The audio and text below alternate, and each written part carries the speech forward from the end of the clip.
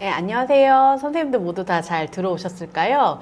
저는 오늘 강의 진행을 맡게 된 건강과학교육센터 이경입니다. 우선 강의 시작 전에 간단한 공지사항 먼저 안내드리도록 하겠습니다. 유튜브 라이브는 크롬 브라우저에 최적화되어 있어 크롬 사용을 권장드리며 개인의 네트워크 환경에 따라 음성과 영상 속도의 차이, 영상 끊김이 발생할 수 있습니다. 강의 종료 후 질의응답 시간이 있으며 유튜브 로그인을 하셔야 실시간 채팅으로 질문이 가능하오니 로그인 후 강의 참여 부탁드립니다. 유튜브 영상 하단에 URL을 클릭하시면 금일 강의 교환 다운로드 가능하며 모든 강의 종료 후 하단 URL에 만족도 조사지도 함께 작성 부탁드립니다. 그럼 보건교사 대상 소아성장 클래스룸 1차 시 정상 사춘기와 성적 수준 강의 시작하도록 하겠습니다. 바쁘신 중에도 저희 소아성장 클래스룸에 참여해주신 보건소들께 감사드리며 금일 강의해주실 김하영 교수님을 간략히 소개해드리고 시작하도록 하겠습니다. 교수님께서는 서울대학교 의과대학을 졸업하시고 동대학원에서 의학 석사 및 박사를 취득하셨습니다. 서울대학교 병원 소아청소년과 전공의 소아내분비 전임의 조교수를 거쳐 현재 분당 서울대학교 병원 소아청소년과 부교수로 재직 중에 계십니다. 그럼 김하영 교수님 모시겠습니다. 네, 안녕하세요. 만나 뵙게 돼서 반갑습니다. 오늘 제가 강의할 주제는 사춘기 성소득증 바로 알기라는 주제로 말씀드리도록 하겠습니다. 먼저 강의 내용은 이 강의를 마련한 배경에 대해서 간단히 설명을 드리고 정상 사춘기와 그리고 진단 방법, 치료 방법, 예방 및 조기 발견에 대해서 말씀드리고자 합니다. 먼저 잘 아시다시피 최근에 성소득증 진료 환자가 급격하게 늘고 있습니다. 그래서 건강보험심사평가원 자료에 의하면 2010년도에 2만 8천 명대 정도의 여자아이의 경우 진료 인원이 있었다면 2016년도에 8만 명 이상의 그런 급격하게 증가하는 양상을 보이고 있고, 남아의 경우는 여아에 비해서 비교적 드물지만 그래도 꾸준히 증가하고 있는 양상을 보이고 있습니다. 실제 다른 자료에 있어서도 2004년도에 비해서 2010년도까지 꾸준한 성소득증 진료 인원이 증가하고 있는 자료를 보여주고 있고, 실제 호르몬 치료로 이어지는 비율 역시 꾸준히 증가하고 있는 것을 볼 수 있습니다. 성소득증에 대해서는 최근에 많이 접하시고 또 많이 관련 지식이 있으실 것 같기는 한데요. 소위 쉽게 설명하면 빨리 크고 빨리 멈추는 것이 성장에 있어서 문제가 되는 질환이 되겠습니다. 그래서 다음 도표를 보시면 정상 성장 속도를 보이는 아이의 그래프가 빨간색 점으로 이어진 그래프인데요. 그래서 4돌부터 해서 만 16세경까지 정상적으로 성장이 완료되는 그런 그래프를 따라가게 된다면, 파란색 점으로 보이는 성소득증 환자의 경우에는 한 6세, 6, 7세부터 또래랑 급격하게 성장 발육이 좀 빨라지는 그런 소견을 보이다가 빠르게 성장해서 대신 빨리 멈추어서 오히려 성인 키는 더 낮게 도달하는 그런 성장 패턴을 보이게 됩니다. 그래서 기사에 따르면 성소득증 여자아이 만 9세 정도 해당하는 여자아이가 가슴이 빨리 발달하기 시작했을 때 당시에는 또래보다 급격히 큰 키 성장을 보이게 되지만, 치료를 받지 않게 되었을 때 예상되는 성인의 키 경우에는 대략 한 150 전후로 좀 많이 작은 키를 보이게 되고, 치료를 받았을 때는 반면에 160 이상의 키를 보이게 되어서 최소 6cm 정도의 차이를 보이는 것으로 보고하고 있습니다. 연구 결과에 있어서도 어떤 히스토리컬 컨트롤에 비교해서 봤을 때 중추정 성소득증에서 치료를 하지 않은 경우에 최종 성인 키가 여성의 경우 한 155 미만의 좀 작은 키를 보이게 되고, 남성의 경우에도 160이 안 되는 그런 작은 키를 초래하는 것으로 보고한 바 있습니다. 전 세계적으로 초경 연령은 점점 단축되고 있고, 다른 세계적인 보고에 의하면 1840년대만 해도 초경하는 시기가 대략 17세 정도로 많이 늦었었다면, 1980년대에는 거의 12세 정도, 12세 중반 정도면 초경을 하는 그런 상태를 보고하였고, 실제 저희 나라의 국건형 자료를 통해서 확인한 바로도 최근에 한 12세 정도의 여아이들이 정상적으로 초경을 보이는 것으로 확인되고 있습니다. 이러한 초경 연령에 영향을 미치는 요소들은 다양한 인자들이 영향을 미칠 수가 있는데, 어떤 부모의 사춘기 시기의 발현, 그래서 유전적인 요소가 있겠고, 환경적 요소로는 영양 상태의 개선이나 사회 경제적인 요소, 그리고 어떤 동반된 전신 질환이 있는 경우, 어떤 입양아 등의 어떤 심리적, 사회적 스트레스 상황인 경우에 영향을 줄 수가 있습니다. 그 외에 초경을 하기에 적합한 어떤 신체 상태가 어느 정도의 체지방이 도달해야 되고 그 몸무게가 도달해야 되는 그런 것이 알려져 있고요.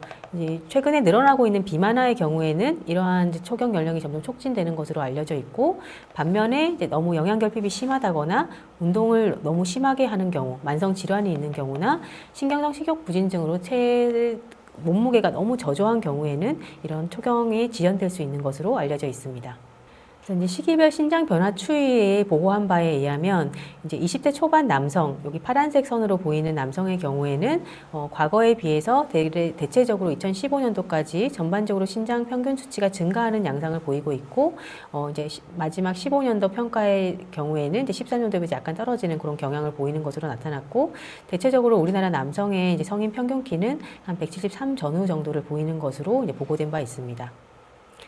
또한 여성의 경우에도 성인기 초반과 후반의 경우에 이제 대략 비슷한 패턴을 보이게 되는데, 대략 한 162 전후로 이제 성인 여성 평균 키를 보이고 있는 것을 알 수 있습니다.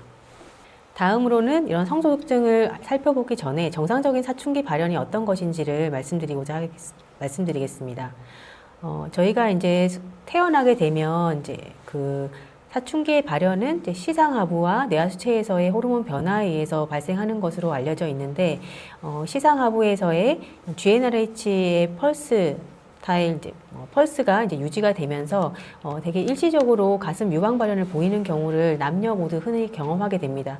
그런 경우 저희가 미니 퓨버티라고 얘기를 하고, 대략 생후 6개월경까지 호르몬이 충분히 억제되지 않아서 그런 어떤 사춘기 2차 성징처럼 나타나는 그런 징후들이 있다가, 이제 소화기로 접어들면서는 그런 이제 중추신경계의 GnRH의 분비가 이제 억제가 되면서 이제 사춘기 발현이 이제 억제되고 이제 좀 성장이 둔화되는 그런 상태를 보이게 되고, 이제 어느 시점이 되어서 사춘기가 시작되는 연령이 되면 다시 시상하부에서의 GnRH 펄서타일한 분비가 시작이 되면서 그것이 이제 뇌하수체에서의 성선 자극 호르몬 분비를 자극시키게 되어서 사춘기가 발현하는 것으로 알려져 있습니다.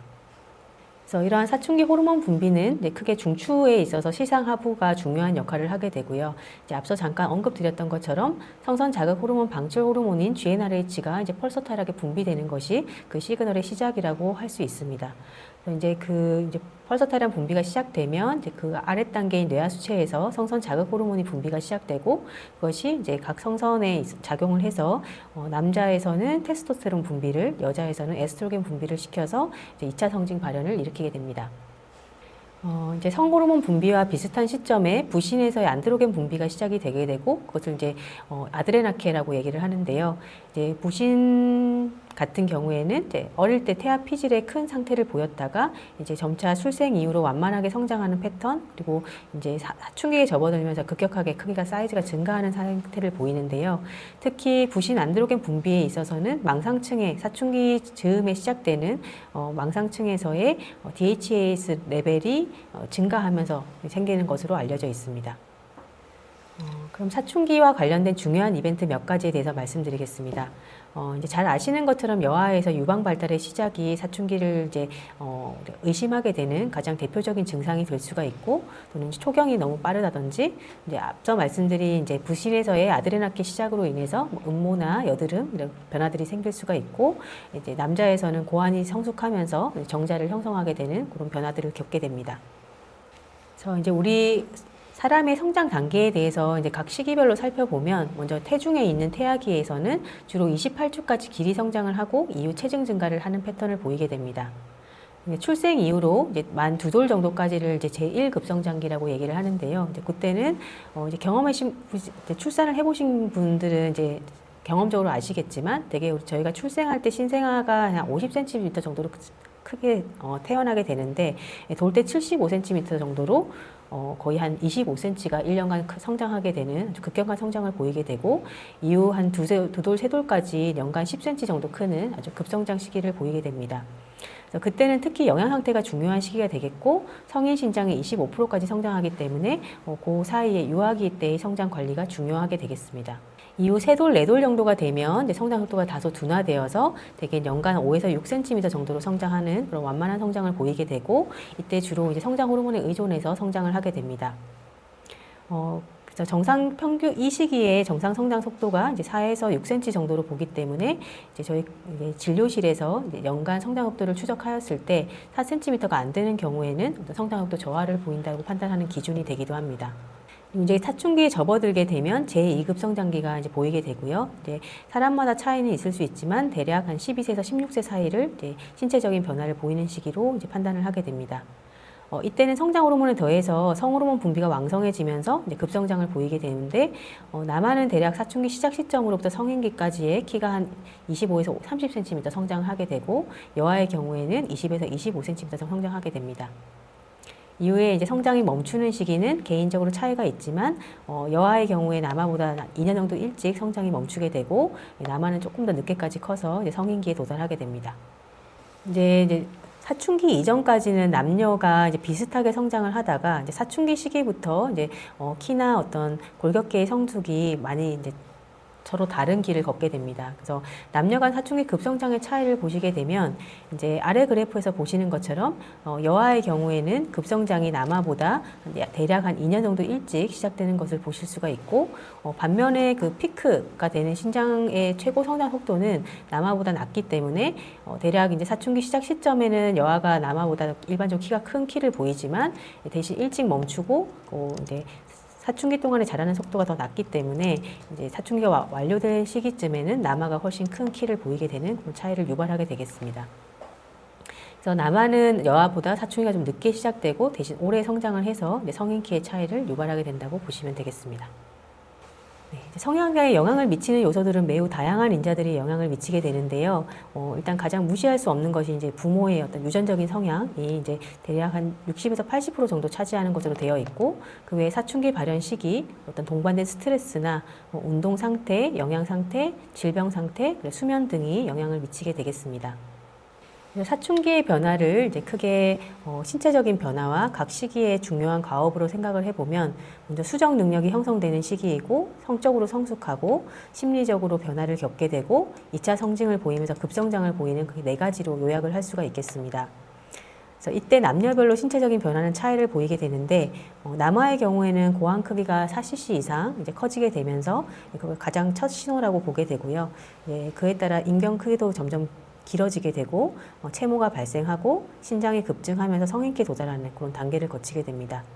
그래서 고환 크기 4cc를 이제 쉽게 설명드리면 되게 고환이 이제 메추리알 정도 크기, 가운데 손가락의 가운데 마디 정도 될 경우에 이제 4cc 정도라고 판단을 하실 수가 있습니다. 반면에 여성의 경우에는 이제 가슴 발달이 가장 첫 시작이 되게 되고 남아보다 다르게 이제 거의 사춘기 초반부터 신장이 급증하기 시작해서 이후 채모가 발생하고 초경이 이루어지면서 되게 이제 성인기에 완만하게 도달하게 되는 그런 과정을 거치게 됩니다. 이제 각 사춘기 연령별로 각 시기를 구분을 해보면 남녀별 차이가 있게 되는데 보통 정상 시기는 남자는 만 10세부터 14세 정도에 발현하는 것을 정상 사춘기라고 보고 여아의 경우에는 만 9세부터 13세 사이를 정상으로 보게 됩니다.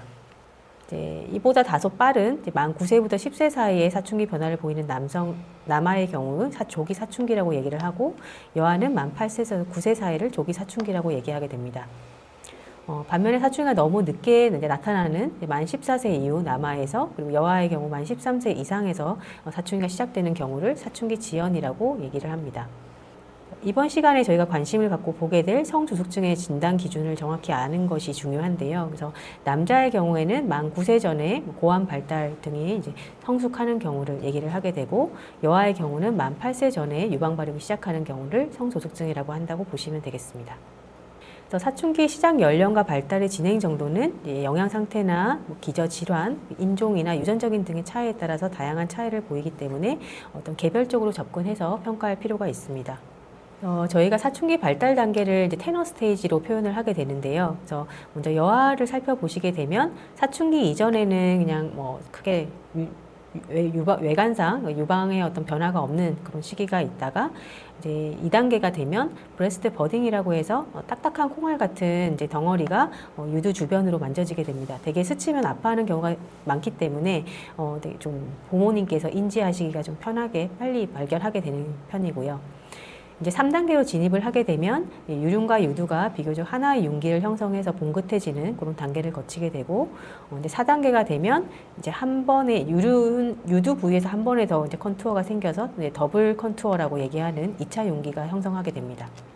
이제 5단계가 되면 완전한 성인기 단계의 가슴 발달 상태를 보이게 됩니다.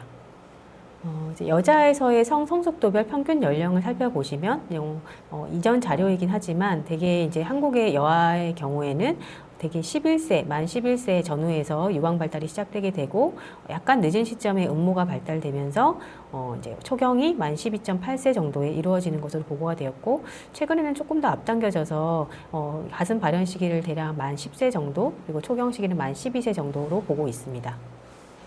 남녀별 이제 사춘기 시기에 성장과 발달 단계를 살펴보면 여아의 경우에는 만 10세 전후로 이제 가슴이 발현하기 시작하면서 이 동시에 그 키의 급성장이 이루어지게 되고 약 2년 후에 초경이 시작되면서 성장 속도가 완만하게 감소하게 되는 그런 관계를 거치게 되고 이제 음모 발현도 가슴과 비슷한 시점에 솜털부터 외음부 주변에 보이기 시작해서 점차 성인기 단계까지 늘어나게 되는 그런 과정을 거치게 됩니다. 남아의 경우에는 여아보다 대략 2년 정도 늦은 시점에 고환이 커지면서 사춘기가 시작되게 되고 약간 뒤늦은 시기에 이제 음모가 발현을 하게 되고 남자의 경우 여자와 다르게 주로 이제 키의 급성장이 사춘기 중기부터 이제 이루어지기 때문에 좀 더 늦게까지 성장하고 더 높은 피크를 보이면서 성장이 대략 17세경에 마무리되는 그런 과정을 거치게 됩니다. 이제 현재까지 정상 사춘기에 대해서 살펴봤고요. 다음으로는 저희가 비정상에 이제 해당하는 성소득증을 진단하는 방법에 대해서 말씀드리겠습니다. 먼저 정의를 가장 정확히 아는 것이 이제 필요하겠는데요. 이제 여아의 경우에는 앞서 소개드린 것처럼 만 8세 이전에 유방 발달이 시작되는 경우를 성조숙증으로 정의하게 되고, 혹은 너무 이른 시기에 초경이 있는 경우에도 이제 성조숙증을 고려하게 됩니다. 남아의 경우에는 여아보다 1년 정도 늦은 시점 기준인 만 9세 이전에 고환 크기가 4cc 이상 되는 경우를 얘기를 하게 되는데, 앞서 잠깐 말씀드린 것처럼 이제 저희가 촉지했을 때 메추리알 크기나 가운데 손가락 마디 정도로 이제 판단할 수 있지만, 진료실에서는 다음과 같은 고환 용접계를 사용하여서 여기 이제 노란색 시작이 되는 4cc 정도 크기에 해당하는지를 평가를 하게 됩니다. 다음으로 성소숙증의 원인을 살펴보게 되면 여아의 경우는 아직까지 대부분 특포발성으로 이제 알려져 있습니다. 그래서 80% 정도에서는 원인이 명확하지 않지만 사춘기가 좀 일찍 시작되는 상태를 경험하게 되고, 하지만 일부에서는 좀 심각한 뇌 질환이 있다거나 아니면 난소에서 어떤 호르몬을 분비하는 종양이 있는 경우가 있기 때문에 유념해서 살펴볼 필요가 있습니다. 반면에 남아의 경우에는 여아에 비해서 성소수증이 드물기도 하지만 상대적으로 어떤 기저 질환에 의해서 사춘기가 빨리 시작된 경우가 많기 때문에 진료실에서는 조금 더 유념해서 이제 보게 되는 그런 상태가 되게 되겠고요. 한 50% 정도는 특발성이지만 20%까지도 뇌 질환과 동반될 수가 있고, 그 외 부신 질환이나 고환 종양 등에 의해서도 사춘기 어떤 징후가 빠를 수 있기 때문에 여러 가지 종합적인 평가들을 필요로 하게 됩니다. 다음으로 이제 진성과 가성 성소득증의 차이점에 대해서 말씀드리겠습니다. 소위 이제 진성 성소득이라 함은 그러니까 시상하부, 뇌하수체, 그리고 생식선의 축의 기능에 의존해서 정상적으로 사춘기 발현이 진행되는 경우를 얘기를 하고, 모두 동성의 형태로 나타나게 되고 2차 성징의 발육이 완전하게 되면서 이런 경우에 이제 호르몬 농도를 체크를 해봐도 실제 사춘기 형태에 해당하는 그런 레벨을 확인할 수가 있고, 생식샘 발육도 완전하고 따라서 이제 가입 능력까지 이제 획득하게 되는 그런 상태를 의미를 하게 됩니다. 반면에 가성 성소득증이라고 하는 것은 실제로 표현 능력은 진성과 비슷하게 나타나지만 호르몬 축에 의존적이지 않고 일부는 이성의 형태로 나타날 수가 있고, 2차 성징 발달이 불완전하면서 호르몬 레벨이 높지 않고 실제로 이제 정자 형성이나 배란 기능은 없는 그런 상태를 가성 성소득증이라고 얘기를 합니다. 두 경우의 공통적인 사항은 이제 성장 속도가 빨라지고 고령령이 증가하기 때문에 이제 이런 아이들에서 실제로 저희가 어떤 호르몬 레벨이나 이런 것들을 통해서 진성인지 가성인지를 감별하는 것이 필요할 수 있습니다. 다음으로 성소득증 진단 방법에 대해서 말씀드리겠습니다. 먼저 자세한 병력 청취가 중요하겠고요. 그래서 2차 성징이 의심되었던 시기는 언제부터인지, 최근에 성장 속도의 패턴은 어땠는지, 성조숙증에 대한 가족력이 있는지, 어떤 성조숙증을 유발할 만한 과거의 병력이나 사용하고 있는 약물 등이 있는지, 그리고 다른 원인 질환 여부가 있는지와 외부적인 성호르몬의 노출이 있는지, 이제 이런 것들을 이제 자세히 평가할 필요가 있습니다.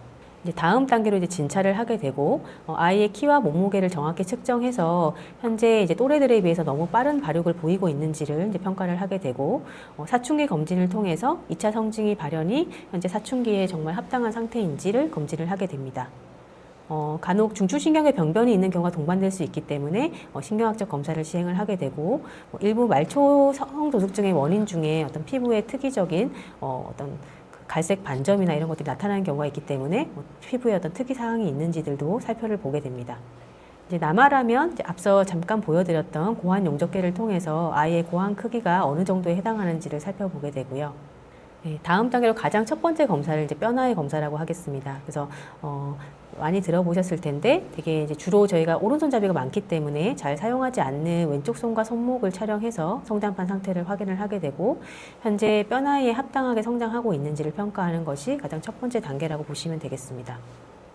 다음으로 이제 종합적인 앞서 3단계에 걸쳐서 정말 사춘기가 일찍 시작된 것으로 의심이 되는 경우라면 호르몬적으로 어떤지를 확인하기 위해서 성선 자극 호르몬, 방출 호르몬 자극 검사, GnRH 자극 검사를 시행을 하거나 기타 다른 어떤 질병을 감별하기 위한 혈액 검사들을 진행을 하게 됩니다. 그리고 이제 일부의 경우에 정말 성소득증으로 진단이 된 경우라면 마마라든지 너무 빨리 시작한 여아의 경우에는 중추신경의 병변을 확인하기 위한 뇌 MRI 검사가 필요할 수 있고 중추성이 아닌 가성 성소득증의 형태를 보이는 경우라면 다른 이제 말초에서의 호르몬 분비가 과잉으로 일어나는 어떤 종양 등이 없는지 고환이나 골반, 부신 등의 초음파들을 시행할 수가 있습니다. 가장 먼저 시행하게 되는 뼈나이 검사에 대해서 잠깐 말씀드리겠습니다. 이제 우리 몸의 뼈를 촬영해서 성장판으로 이제 신체 나이를 측정하는 방법이라고 하겠습니다. 가장 고전적으로 왼쪽 손과 손목 촬영이 가장 유용하게 활용되고 있고 성장판이 이렇게 열린 상태에서는 이제 이쪽 연골 끝부분에서의 길이 성장이 이루어지게 되지만 이제 완전히 닫히게 되면 이제 더 이상 길이 성장이 이루어지지 않는 상태라고 이제 보시면 되겠습니다. 그래서 중요한 것은 성장과 관련된 모든 치료가 성장판이 닫히기 전에 시작을 해야 효과가 있기 때문에 너무 늦은 진단이 되지 않도록 유념할 필요가 있습니다. 다음으로 혈액 검사와 GnRH 자극 검사에 대해서 말씀드리겠습니다. 먼저 기본 혈액 검사를 통해서 아이의 전반적인 건강 상태에 대해서 평가를 하게 됩니다. 이때 시행하는 항목으로는 빈혈이 있는지, 간 수치나 콩팥 기능, 이런 전해질, 혈당 등의 다양한 검사들이 포함이 되게 되고요. 두 번째로는 성호르몬 검사를 시행을 하게 됩니다. 그래서 혈중 성호르몬 수치가 사춘기를 의심할 정도에 해당하는지를 평가를 하게 되고요. 그러니까 거기서 의심 소견이 있다면 3단계로 GnRH 자극 검사를 시행하여서 정말 성소득증에 해당하는지를 확진하는 검사를 시행을 하게 됩니다. 대개 이제 한 1시간 반 정도 소요되는 이런 주기적인 체열을 통해서 LH 레벨을 정기적으로 측정을 하게 되는데 이러한 항체화 호르몬 농도의 최대치가 이제 5 IU/L 이상인 경우를 진성 성소득증에 해당한다라고 이제 판단을 하게 됩니다.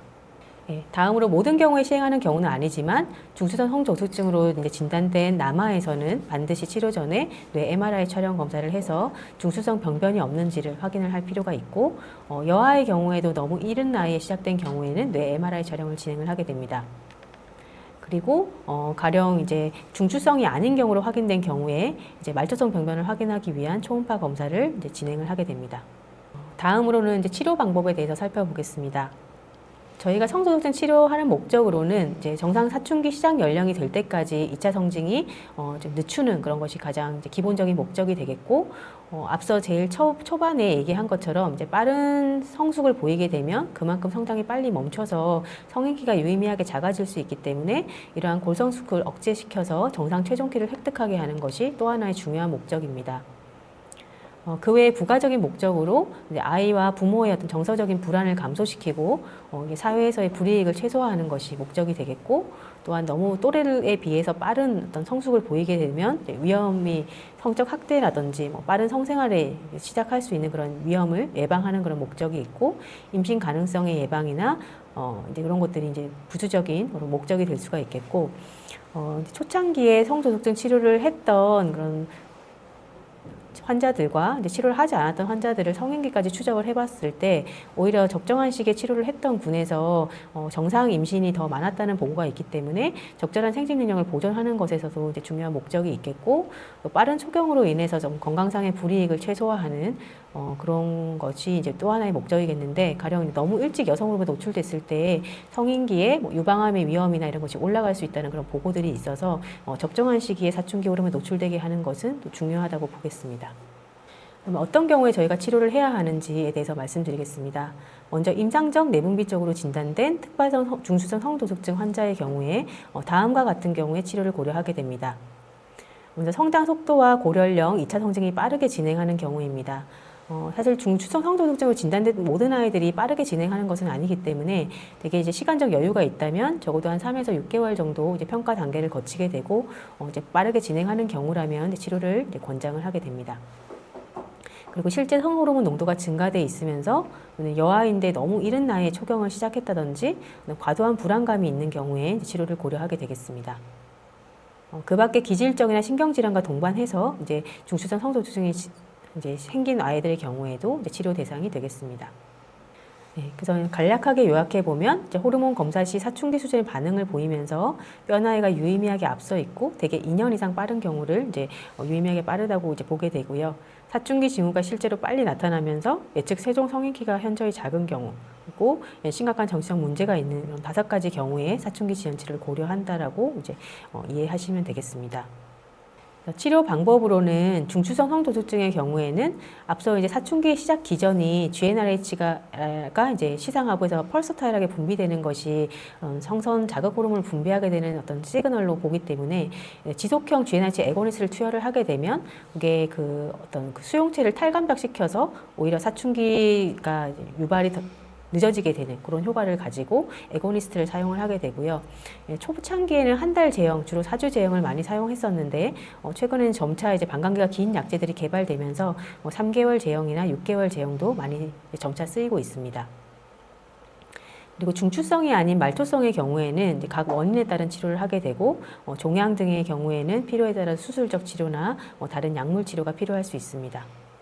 네, 현재 이제 중추성 성도숙증에 치료제로 쓰이고 있는 루프롤라이드와 트립토렐린 그 2가지 제형이 있는데요. 국내 허가 사항을 살펴보시게 되면 이제 보험 기준으로는 우선 사춘기의 징후가 신체적인 징후가 성도숙증에 합당한 나이에 발현했느냐가 일단 가장 첫 번째 기준이 되겠습니다. 그래서 여아의 경우라면 만 8세 이전 그리고 남아의 경우는 만 9세 이전에 각각 유방과 고환 발달 단계가 테너 2단계 이상으로 보이는 경우가 이제 기본 이제 원칙이 되겠고요.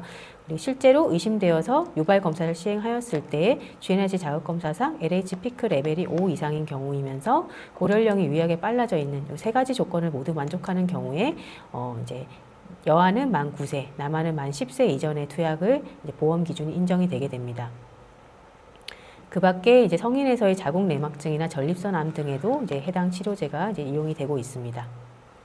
네, 그럼 실제 치료를 하면 어떻게 되느냐를 살펴보게 되면 치료를 하면 성호르몬 농도가 사춘기 전 수준으로 감소하는 것을 확인할 수 있게 되고 그에 따라 빠른 급성장을 보였던 것이 이제 정상 속도로 이제 감소를 하게 됩니다. 뼈 나이 진행 속도도 이제 천천히 이제 증가하게 되어서 실제 나이와의 차이가 점차 줄어드는 방향으로 가게 되고 그에 따라 이제 성장 기간이 정상적으로 길어지면서 예측 성인기가 증가하는 것을 경험할 수 있습니다. 신체적으로는 여아의 경우에는 유방이 좀 작아지고 월경이 빨리 있었던 경우라면 이제 더 이상 월경을 하게 되지 않는 그런 상태를 경험하게 되고 남아의 경우에는 커졌던 고환이 좀 줄어들고 음경의 발기 등의 증상들이 감소하는 그런 것을 볼 수가 있고 일부 공격적인 그런 성향도 좀 감소하는 그런 효과를 경험할 수 있습니다. 네, 이제 많은 이제 부모님들께서 걱정하시고 궁금해하시는 그런 성도숙증 치료제의 안전성에 대해서 말씀을 드리면 사실 성도숙증은 현재 치료 역사가 30년 이상이 되어 왔고 매우 안전하게 치료할 수 있는 것으로 잘 알려져 있습니다. 먼저 생식 능력에 있어서는 치료를 중단하게 되면 대개 수개월 이내에 생식생 기능이 다시 활성화되면서 여아의 경우에는 평균 1년에서 1년 반 후에 정상적인 초경을 경험하는 것으로 되어 있고 이후에 임신이나 출산도 정상적인 과정을 거치는 것으로 알려져 있습니다. 되게 이제 성소증 치료하는 아이들에서 이제 일부 비만이 동반되는 아이들이 이제 많이 보이긴 하는데요. 이제 체질량 지수에 대해서는 어떤 치료제가 유발하지 않는 것으로 알려져 있고 어떤 성소증이 이제 발생하는 아이들의 그런 어떤 체질적인 그런 부분이 좀 비만한 그런 경향이 있는 것으로 이제 생각되고 있습니다. 그리고 저희가 어떤 골밀도에 뼈 건강에 있어서 성호르몬이 중요한 역할을 하게 되는데 가령 저희가 폐경기에 골밀도가 낮아지는 것을 경험하는 것처럼 이렇게 성소증 치료제를 했을 때 뼈가 약해지지 않을까 그렇게 우려하시는 분들이 이제 있는데요. 실제 연구 결과에 의하면 골밀도는 대개 치료 중단 2년 이내에 정상화되는 것으로 알려져 있어서 아주 많은 걱정을 하지는 않고 치료를 할 수가 있겠습니다. 네, 그렇다면 이제 실제 발생하기 전에 어떻게 예방하고 조기 발견하는지에 대해서 살펴보겠습니다. 최근에 저희 주변에서 너무 많은 환경 호르몬들을 이렇게 접촉을 하게 되는데요. 이제 그런 것들이 이제 성도 특징에 영향이 있을 수 있다라는 그런 연구 결과들이 이제 계속 보고가 되고 있는 상태입니다. 먼저 이제 성도증 평가에 가장 저희가 성장 평가에서 기본적이 되는 것이 표준 성장 곡선에 비교해서 우리 아이가 어떻게 성장하고 있는지를 객관적으로 판단하는 것이 중요하고, 이제 현재까지 가장 이제 마지막 업데이트된 버전이 2017년도 표준 성장 곡선입니다. 그래서 남녀별로 마련되어 있고, 그에 따라서 매년 추적해서 점을 찍어 보는 것이 아이의 성장 상태를 평가하는 데서 매우 큰 이제 정보를 얻을 수가 있습니다. 가령 성도숙증을 보이는 아이라면 이제 어느 시점부터 이제 성 백분위 수가, 키에 대한 백분위 수가 급격하게 높아지면서 좀 빠른 성숙을 보이는 경우에 이제 의심을 할 수가 있겠습니다. 네, 그렇다면 이제 어떤 경우에 진료를 받아야 하는지에 대해서 간단히 요약을 해서 말씀드리겠습니다. 먼저 이제 여아라면 만 8세 이전에 가슴 멍울이 만져지는 경우, 되게 이제 어렵지 않게 인지하는 경우가 많고, 아주 비만한 이제 체지방이 많은 경우라면 좀 판단하기 어려울 수 있지만 대개는 이제 일찍 발견해서 내원하시는 경우가 많고요. 남아의 경우에는 만 9세 이전에 성기가 커지는 경우가 이제 사춘기를 의심하는 경우인데 사실을 잘 인지하기 쉽지 않을 수 있습니다. 그래서 상대적으로 드물기도 하지만 실제로 있는 경우라도 조금 이제 진료실 내원이 좀 늦어지는 그런 경우가 많기는 하고, 그리고 이제 여아의 경우라면 너무 일찍 월경이 시작된 경우, 그리고 키가 작은데 어떤 신체 변화가 너무 빠른 경우라든지, 비만인 경우는 대개 체격도 또래들보다 큰 경우가 많은데 비만인데도 아이가 저신장이거나 키가 잘 안 크는 것 같다, 1년에 4cm가 안 큰다, 이제 이런 경우에는 이제 진료실에서 검진이 필요한 경우가 되겠습니다. 네, 다음으로 이제 성도수증을 어떻게 예방하는 것이, 생활 습관 관리를 어떻게 하는 것이 도움이 되는지에 대해서 말씀드리겠습니다. 먼저 다 잘 아시는 그런 내용이실 텐데요. 규칙적인 운동과 균형 잡힌 식사로 비만을 예방하는 것이 일단 1차적으로 중요하겠습니다. 그리고 이제 스트레스를 줄이고 즐거운 마음가짐을 갖는 것이 중요하고, 이제 환경 호르몬에 대한 노출을 줄이기 위해서 가능한 이제 일회용기 사용을 줄이고 이제 건강한 식습관을 유지하는 것이 도움이 되겠습니다. 그리고 이제 소위 이제 효과가 검증되지 않는 성장에 도움이 되는 그런 건강식품이나 이런 것들은 오히려 이제 뼈 나이를 더 촉진시키는 효과가 있을 수 있기 때문에 주의해서 복용하는 것을 이제 추천을 하게 되고, 어떤 환경 호르몬이나 어떤 식물성이라 하더라도 어떤 허브 제제의 일부는 또 여성 호르몬이나 남성 호르몬 효과가 있는 경우가 있기 때문에 가능하면 이제 성인용 로션과 세제는 사용하지 않는 것을 권장합니다. 그래서 이제 바람직한 성장을 위해서는 일단 충분한 수면이 중요하겠고요. 그리고 균형 잡힌 식사를 통해서 골고루 섭취하고 이제 적당한 운동으로 성장판을 자극해 주는 것이 필요합니다. 그리고 야외 활동을 통해서 비타민 D 합성이 충분하게 이루어질 수 있도록 하는 것이 중요하겠고, 이제 학업하는 동안에 너무 지나친 스트레스를 피하고 자세를 바르게 가져서 척추측만증 등을 예방하는 것이 필요합니다. 그리고 어떤 동반된 질환이 있다면 그게 이제 성장에 저해를 일으킬 수 있기 때문에 적극적으로 치료를 하는 것이 필요하겠습니다. 먼저 수면에 있어서는 이제 주로 밤중 깊은 수면 중에 분비량, 성장 호르몬 분비량이 최고가 되기 때문에 대략 밤 10시부터 새벽 2시 사이에 이제 가장 왕성한 분비를 이루는 것으로 알려져 있고, 가능한 수면이 너무 늦어지지 않도록 11시 전에는 잠자리에 들 수 있도록 하는 것이 도움이 되겠습니다. 그리고 개개인의 생체 리듬에 따라서 취침을 하되 수면 시간보다도 어떻게 보면 더 숙면을 취할 수 있는 환경을 만들어주는 것이 중요하다고 보시면 되겠습니다. 두 번째로 이제 성장기에 균형 잡힌 식습관을 유지하는 것이 중요한데요. 탄수화물, 지방뿐만 아니라 성장에 필요한 단백질이나 야채, 과일, 유제품 등을 부족하지 않게 섭취하는 것이 필요합니다. 그리고 아이의 영양 상태에 따라 영양을 공급하고, 가능한 이제 제철 국산식품과 인공 조미료를 피하고, 유통기한과 성분을 잘 확인하고, 가공식품이나 냉동식품 등은 피하는 것이 좋겠습니다. 그리고 아침 식사를 거르는 경우가 많은데 간단하게라도 아침 식사를 포함해서 세끼 식사를 잘 먹으면서 중간에 두 번 정도의 간식을 제공하는 것이 이제 권장되고 있고요. 가능한 즐거운 식탁 분위기에서 가족이 함께 식사하는 그런 시간을 가지는 것을 추천을 하게 됩니다. 이제 영양에 있어서 우리가 성장에 플러스가 되는 음식은 대표적으로 이제 우유나 멸치류, 또 신선한 야채, 그리고 양질의 단백질을 권장을 하게 되고, 마이너스가 되는 식품들은 너무 고열량 식품에 단순당이 포함된 그런 식품들이나 탄산음료, 인스턴트 음식, 자극적인 음식들은 이제 피할 것을 권고합니다. 그리고 운동에 있어서 어떤 운동이 좋은지 이제 문의하시는 분들도 많으신데요. 그래서 사실은 어떤 운동이든지 아이가 즐겁게 오래 할 수 있는 그런 운동이 가장 좋은 운동이라고 생각하시면 되겠습니다. 그래서 대개 이제 강도는 약간 땀이 나고 숨 차는 정도의 강도를 추천을 하고, 빈도는 적어도 하루 30분 이상, 주 5회 이상 할 것을 추천합니다. 그래서 뭐 대표적으로 유산소 운동, 대부분의 유산소 운동이 좋은데, 다음과 같은 수영이나 뭐 줄넘기, 배드민턴, 축구, 농구 등 다양한 운동들을 권장하시는 것이 좋겠고, 바른 자세 등을 위해서 스트레칭이나 약간의 근력 운동도 같이 겸하는 것을 추천하고 있습니다. 그래서 이제 뭐 지금 세계은행 총재이면서 뭐 여러 가지 이제 세계에 영향력을 미치고 있는 김용의 말씀을 인용하고 싶은데요. 그래서 사람들은 이제 제가 왜 이렇게 많은 시간을 운동하면서 보내는지 궁금해한다. 그것은 운동이 학습에도 도움이 되기 때문입니다. 한국의 부모님들에게 아주 중요한 메시지라는 이제 말씀을 하셨는데요. 실제로 저희 나라 아이들이 너무 이제 운동 시간이나 신체 활동 시간이 부족한 게 사실이기 때문에 개인적으로도 이제 되게 장려하고 싶은 부분이고, 요즘 아이들이 너무 학원 다니면서 바쁜 시간이 많아서 이제 학교에서 이런 좀 신체 활동을 하는 시간들이 좀 더 장려되고 늘어났으면 하는 그런 바람을 가지고 있습니다.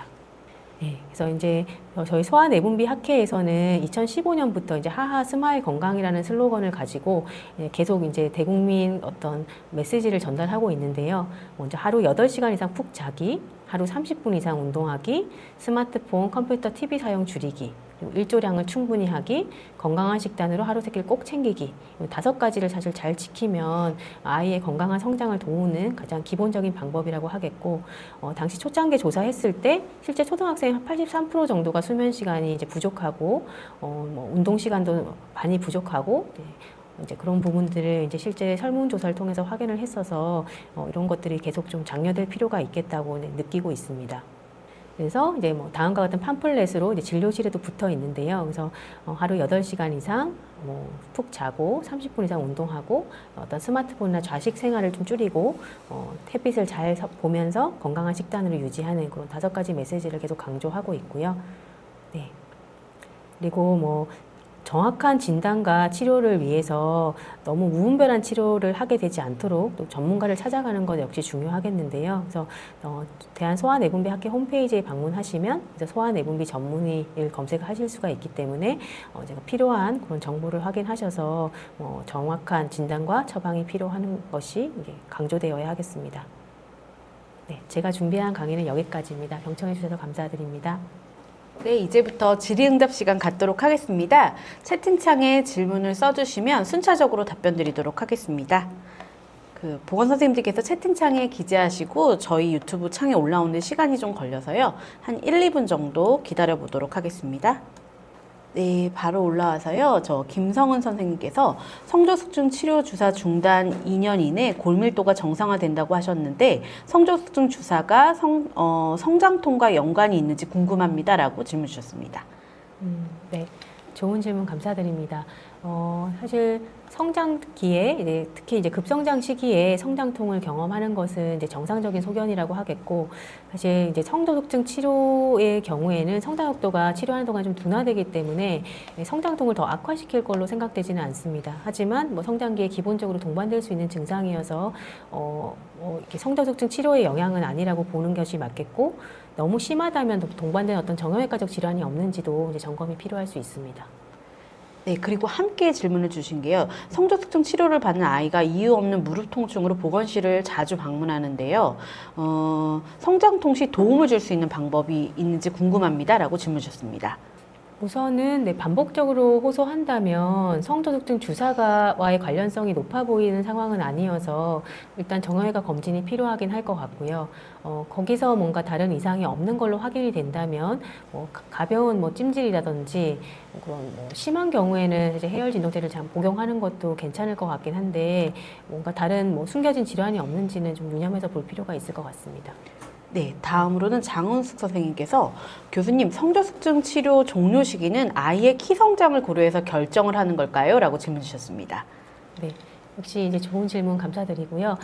저희가 이제 나라에서 정해진 건강보험 적용이 되는 그런 치료 기간은 여아의 경우에는 만 9세 전에 시작을 해서 만 12세 전에 이제까지 이제 보험이 인정이 되기 때문에 대략 한 11세, 12세 전후에서 이제 치료 중단 결정을 하게 되는데 이제 아이마다 뭐 뼈나의 상태라든지 이제 키 위치가 다르기 때문에 치료를 11세경에 중단할 건지 12세 중단할 건지 그리고 뭐 그거보다 약간 더 연장해서 치료할 건지는 좀 개별적으로 평가가 이루어지게 됩니다.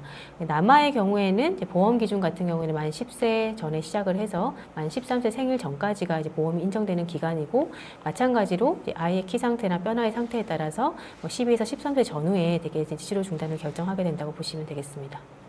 네, 다음으로는 김윤경 선생님께서 성저수증 진단 기준은 세 가지 모두가 충족해야 보험이 적용되는 거죠? 라고 질문 주셨습니다. 네, 맞습니다. 그래서 최근에 이제 올해부터 바뀐 기준이 이제 이전에는 만 9세 전에 호르몬적으로 증명만 되면 다 치료를 하게 되었었는데요. 근데 너무 이제 많은 반드시 치료가 필요하지 않은 아이들까지 치료를 하게 되는 그런 부작용을 경험하게 되면서 이제 올해 추가된 기준이 실제로 사춘기 발현 시점이 여아의 경우에는 만 8세 이전, 남자의 경우에는 만 9세 이전이 확실하게 어떤 징후가 있었는지를 확인하는 그런 그 단서가 더 추가되었고요. 이제 그런 아이들이 이제 호르몬적으로 만 9세 전, 만 10세 전에 진단되었을 때 이제 치료를 한다고 보시면 되겠습니다. 네, 그리고 다음으로는 뼈 나이 검사의 정확도가 어느 정도 되는지 궁금합니다. 그리고 표에 나오는 나이가 만 나이가 되나요? 라고 질문 주셨습니다. 네. 네, 지금 제가 말씀드린 모든 나이는 이제 만 나이로 이해를 하시면 되고요. 뼈 나이라는 것은 이제 판독하는 방법이 이제 그롤리 파일 아틀라스라는 그런 고전적인 그런 아틀라스에 비교해서 이제 판단하는 방법이 있고, 그리고 테너 화이트 스테이지라고 이제 테너 화이트 하우스라고 해서 이제 각 뼈의 점수를 읽어서 어떤 계산식에 의해서 컴퓨터화돼서 읽어내는 방법이 있는데요. 그래서 소아내분비 전문의가 계신 병원이라면 대부분 아마 글룰리 파일 아틀라스에 비교해서 판단하는 것이 원칙이라고 보시면 되겠고, 근데 그게 약간 주관적인 부분이 있습니다. 뼈마다 이제 연령이 다 다를 수가 있고, 그런 전문의에 따라서 어떤 부분을 좀 집중해서 읽는지에 따라서 이제 레인지의 차이가 있을 수 있기 때문에 간혹 이제 병원을 찾았는데 뼈 나이가 한 1년 이내의 차이를 보이는 경우는 흔히 경험하실 수 있으실 것 같습니다. 근데 당장 이제 그 시점에 읽었을 때의 뼈 나이가 보다도 이제 추적했을 때 뼈 나이 진행 속도가 어떤지를 보는 것이 어떻게 보면 더 중요한 정보일 수 있기 때문에 그 병원에 다니시는 병원에서의 정기적인 추적이 중요하다고 보시면 되겠습니다. 네, 다음으로는 신수진 선생님께서 성조숙증 치료와 성장호르몬 치료를 함께 투약하는 경우가 많은데 이런 경우 처방 기준이 어떻게 되나요? 라고 질문 주셨습니다. 네.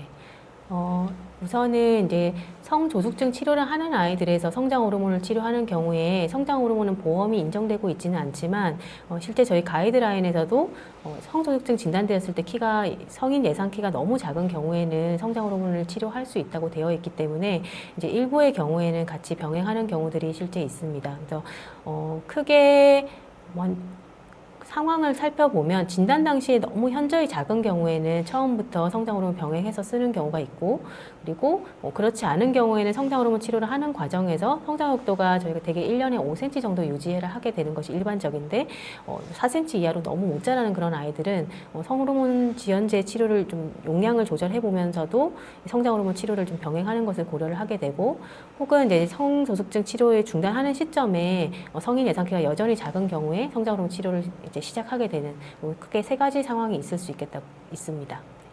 네, 다음으로는 석수진 선생님께서 유전적으로 키가 작다고 하는데 1년에 4cm 이상 크지 않는다면 그때 병원 진료로 연결하는 것이 나은지 미리 추적 관찰해야 하는지 궁금합니다. 라고 질문 주셨습니다.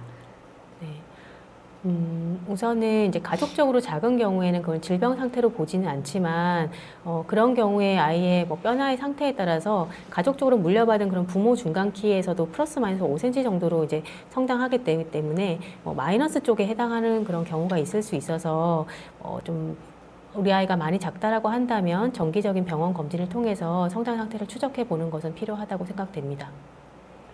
네, 다음으로는 이잔디 선생님께서 성조숙증 주사 치료 기간이 길어질수록 부작용이 심해지나요? 5년 이상 치료하는 아이가 있어서 질문하신다고 질문 주셨습니다.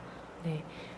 치료 기간이 길수록 이제 부작용이 심해지지는 않는 것으로 일단은 말씀드릴 수 있을 것 같고요.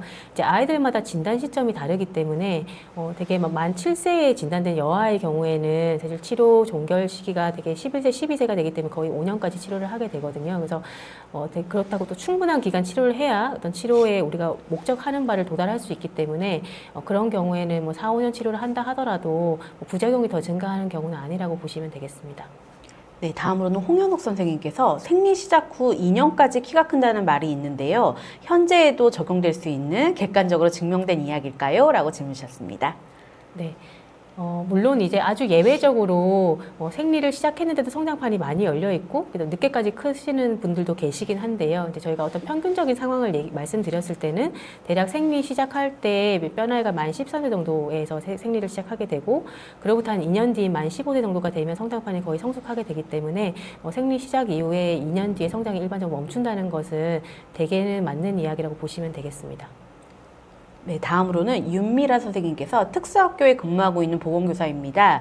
특수학생들 같은 경우에는 특히 뇌병변 장애나 유전질환인 다운증후군 학생의 경우 평균 키가 매우 작은 편입니다. 이런 학생들 같은 경우에도 키 성장 관련해서 호르몬 주사 등 도움을 줄 수 있는 방법이 있을까요? 있다면 몇 살부터 치료를 받는 것이 좋을까요? 라고 질문 주셨습니다. 네. 일단 질문 주신 부분에서 성장 호르몬과 호르몬 지연제 두 가지를 다 고려할 수 있는 상황에 대해서 문의 주신 것 같은데요.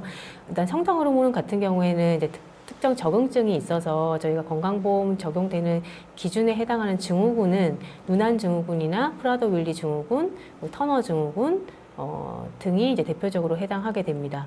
이제 다운 증후군 같은 경우에는 사실은 어떤 백혈병이라든지 그런 어떤 종양의 발생 위험이 높은 것으로 알려진 질환이기 때문에 성장 호르몬은 치료 대상이 안 된다고 보시면 되겠고요. 어떻게 보면 이제 그런 아이들은 키가 건강 상태에 있어서 가장 중요한 1순위는 아닐 수 있기 때문에 그리고 대개는 다운 증후군을 예시를 들면 성장 곡선은 일반인과는 다른 곡선을 따라서 크게 되거든요. 그래서 성인 키가 남아의 경우에도 한 150대 중반 정도에 해당하는 것으로 되어 있기 때문에 그냥 건강한 상태라면 되게 2차적인 치료를 하지 않고 그 아이들의 곡선에 맞춰서 잘 성장하는지를 가지고 건강 상태를 판단하게 된다고 보시면 되겠습니다. 네, 다음으로는 유미미 선생님께서 ADHD 약물 복용으로 식욕저하, 키 성장이 더딘 아이들에게도 성장 호르몬 치료가 가능한지 궁금합니다. 식욕 저하 등으로 잘 먹지 않아 체구가 작은 아이인데 보험 적용 여부도 궁금합니다. 라고 질문 주셨습니다. 네. 우선 최근에 ADHD가 많이 늘어나면서 실제 진료실에서도 이제 약을 병용하고 있는 분들이 많은 걸로 경험을 하고 있는데요. 이제 ADHD 약이 말씀 주신 것처럼 이제 조금 식욕을 많이 떨어뜨리고 체중 증가에 영향을 미치는 그런 영향은 이제 있는 것으로 알고 있는데 되게 키에는 그렇게 현저하게 영향을 주지는 않는 것 같습니다. 그래서 실제 하지만 성장 호르몬 치료 대상이 되는 성장 호르몬 결핍증이라든지 특발성 저신장 아이들에서 ADHD 약을 먹고 있다고 해서 성장 호르몬 치료를 못 하지는 않고요. 대신에 조금 잘 먹어서 체중을 어느 정도 유지할 수 있도록 계속 격려를 하고 있습니다. 네, 다음으로는 장미영 선생님께서 성저숙중 치료 기간은 어느 정도이며 치료의 부작용은 어떤 것이 있는지 궁금합니다. 라고 질문 주셨습니다.